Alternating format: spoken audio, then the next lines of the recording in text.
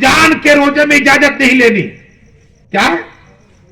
نفلی روزے کی بات کر رہا ہوں. غور سے مسئلہ سننا. ہمیشہ مسئلے غور و فکر سے سنا کرو. اللہ اس عورت سے راضی ہے جو عورت اپنے شوہر کو خوش کر دیتی ہے. کیا خوش رکھتی ہے. تو بتانا یہ ہے. ایک اور روایت آخری یاد ہے, درود شریف پڑھیے. اللہ صلی اللہ صلاۃ و سلام علیکہ یا رسول اللہ صلی اللہ تعالی علیہ وسلم. بتانا یہ ہے کہ میاں بیوی گفتگو جب ہونا تو سب سے پہلے سلام کرے. جھگڑے ختم ہو جائیں گے. سلام کرے گا, شور کرے یا بیوی کرے تو اللہ اس کے لیے نام اعمال میں جنت کا ایک محل پیدا فرما دے گا. کہو سبحان اللہ. پہلے سلام والے کے لیے, پہلے سلام والے کے لیے. لیکن بتانا یہ ہے کہ اگر کوئی عورت اپنے شوہر سے مسئلہ پوچھے, اب یہاں تو گفتگو کرنے میں 2-3 گھنٹے موبائل پہ بیٹھتے, فالتو باتیں دوستوں سے ہوتی ہے, لیکن کبھی یہ نہیں پوچھتے کہ عالم کے پاس جائیں کچھ سیکھیں. اب فائدہ تمہارا ہے, دیکھو سناؤ. اس لیے کہ عالم کا چہرہ دیکھنا بھی عبادت ہے. اللہ فرشتہ پیدا کرواتا ہے اور قیامت اس کے لیے بخشش کی دعائیں کرتا رہتا. یہ ہے فائدہ. ماں باپ کا چہرہ دیکھنا بھی عبادت. اور آقا ارشاد ہو جس نے صبح اٹھ کے ماں باپ کا چہرہ دیکھا اللہ حج کا ثواب عطا فرما دیتا. کعبہ شریف کو دیکھنا بھی عبادت ہے. لیکن علم دین سیکھنا. اگر تمہاری بیوی نے ایک مسئلہ پوچھا اور تم نے ایک مسئلہ بتا دیا شوہر نے, کیا تو اللہ 80 سال کی عبادت کا ثواب عطا فرمائے گا. کہو سبحان. کتنی 80 سال کی عبادت. لیکن سیکھے ہوگے تب, عالم کے پاس جاؤ گے تب. موبائل تو لے کر بیٹھتے ہو, لیکن کبھی عالم کے پاس جاؤ, پوچھو, جو باتیں ہیں پوچھو کہ حضرت یہ ہے تب ہوگا کام تمہارا. گیم رمنے کے لیے بچے کو پوچھ سکتے ہو, تو کوئی مسئلے کے لیے عالم کو نہیں پوچھ سکتے. مولا علی کہتے بے طرف ہے جو کوئی علم دین سیکھتا نہیں اور پوچھتا نہیں عالموں سے. اس لیے علم دین سیکھو, کوشش کرو. وقت ہر ایک کا وقت نکالنا پڑتا ہے. کیا کھانے کا وقت ہے, لیٹنے کا وقت ہے, نہانے کا وقت ہے, نوکری میں جانے کا وقت ہے. وقت نہیں ہے تو علم دین سیکھنے کا وقت نہیں ہے. علم دین سیکھنے کا کوشش کرو. 10 منٹ صرف عالم کے پاس بیٹھو. اگر یہ نہیں ہوتا تو اس کے واقعات جو ہوتے نا موبائل کے اندر وہ سنو, تاکہ آپ کا علم بڑھے. علم بڑھے. اور علم آنکھ ہے. کیا علم آنکھ ہے. علم آنکھ. دنیا کا مال کی حفاظت تم کرتے ہو. بہت سے لوگ مجھے فون, حضرات نیند نہیں آتی, پیسہ زیادہ ہو جاتا ہے نا, نیند نہیں آتی. تو مال کی لوگ امیر مال کی حفاظت کرتے, لیکن علم ہے وہ تمہاری حفاظت فرمائے گا, تمہارے ایمان کی حفاظت ہوگی.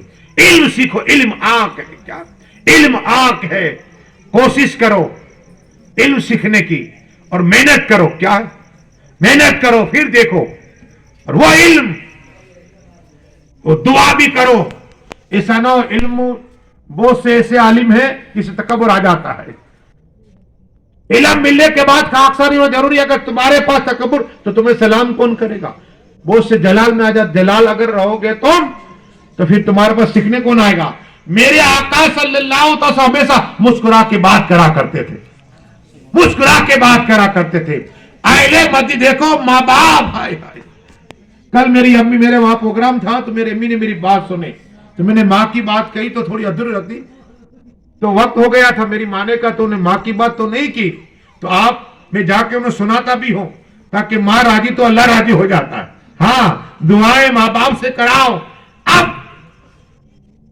مدینہ شریف میں وہ بھی عمر فاروق اعظم کی دور خلافت میں یہ واقعہ ہوا. کیا یہ واقعہ ہوا. ایک نوجوان شخص کے پاس اس کی ماں آئی. ماں چرخا چلاتی تھی. کیا کرتی تھی.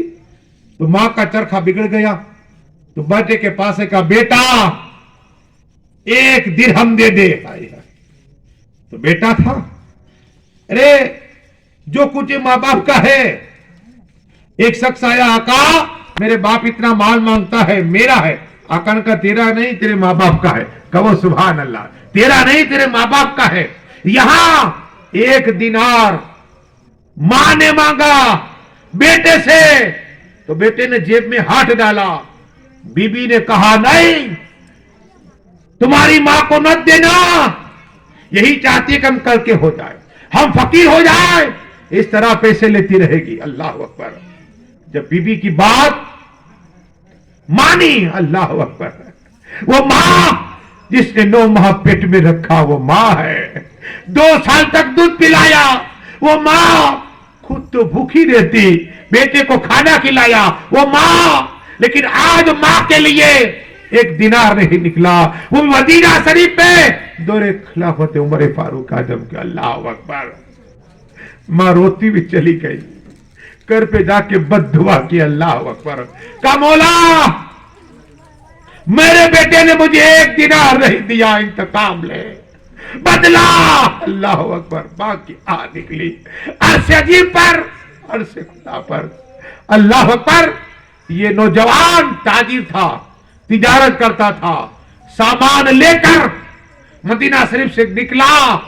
راستے میں ڈاکو نے حملہ کیا اور اس کے بعد دونوں ہاتھ ڈاکو نے کاٹ دیے. وہ نوجوان بے ہوش ہو گیا. اللہ اکبر. بے ہوش ہو گیا. تمام سامان لٹ گئے. ڈاکو بے ہوش ہو گیا. دوسرا قافلہ نکلا تو کہا یہ تو مدینہ شریف میں یہ نوجوان تاجر ہے. تو لوگ اسے اٹھا کے لائے. کیا اٹھا کے سوارے بٹھایا اور پھر کھڑا کیا. ہوش آیا تو مدینہ شریف میں کہا مجھے میری ماں کے پاس لے جاؤ, مجھے میری ماں کے پاس لے جاؤ. ماں کے پاس لے گئے, ہاتھ کٹے ہوئے, کچھ جاری ہے. ماں تھی ماں. بیٹے کے یہ حال دیکھ کر تڑپ گئی. کہا میرے لال, میرے آنکھوں کا تارا, میرا دل کا قرار, یہ کیا ہو گیا؟ کہا ماں انہی ہاتھوں سے میں نے تجھے 1 دینار نہیں دیا تھا. اے ماں یہ ہاتھ میرے کٹ گئے ہیں, میرا مال لٹ گیا ہے, میں نے اپنی بیوی کی بات مانی تھی, آج میرے دونوں ہاتھ کٹ گئے. ماں کی ماں ہاتھ اٹھائے. اللہ جب میں نے میرے بیٹے کے لیے بد دعا کی تو نے کیا ہے میری دعائیں بد دعا قبول کر لی. اس کے ہاتھ تو الگ ہو گئے. مولا یہ میرے آنکھوں کا تالا ہے, جب میں اسے دیکھتا ہوں دل کو قرار ملتے ہیں. میری ماں کہتی ہے میں اسے دیکھتی ہوں نا دل کو قرار ملتا ہے. ماں کہتی ہے میرے بیٹے کو اللہ جب دیکھتی ہو تو آنکھوں کو سکون ملتا ہے. پروردگار عالم کرم فرما, تیرے محبوب کے ساتھ کے کرم فرما, یہ میرے بیٹے کے ہاتھ عطا فرما. اے اللہ میرے بیٹے کے ہاتھ عطا فرما. ماں کا ٹوٹ گئے, قسم خدا کی چند لمحہ میں اس نوجوان کے دونوں ہاتھ صحیح ہو گئے. کہو سبحان اللہ. یہ ماں کی دعا ہے. ماں کی بد دعا موت خراب ہے, اس لیے ہمیشہ ماں کی دعا لو. آقا ارشاد فرماتے جسے جنتی مرد عورت کو دیکھنا ہے چلتی پھرتی, ماں باپ جو خدمت کرتا ہے نا عورت ہو یا مرد ہو وہ چلتی پھرتی جنتی ہے. کہو سبحان اللہ. عورت بھی جنتی اور مرد بھی جنتی. بس بولنے کے لیے تو بہت ہے. دعائیں کہ مولا جو کچھ پڑھا ہے بولنے میں خامی ہے تمہارا ماں. اے اللہ دولہا دلہن کی روزی میں برکت عطا فرما, ان کی عمر میں برکت عطا فرما, ان کے گھر والوں کی روزی میں برکت عطا فرما. مولا تیرے منہ کا جو کچھ ذکر سننا ہے تیرے منہ تو یہ فرمایا کہ جا ذکر مصطفیٰ ہوتا ہے وہاں چاروں طرف خوشبو تو پھیلا دیتا ہے اور فرشتے جمع ہو جاتے ہیں. مولا کرم عطا فرما, ہماری محفل کو قبول عطا فرما اور خامیاں کو معاف عطا فرما.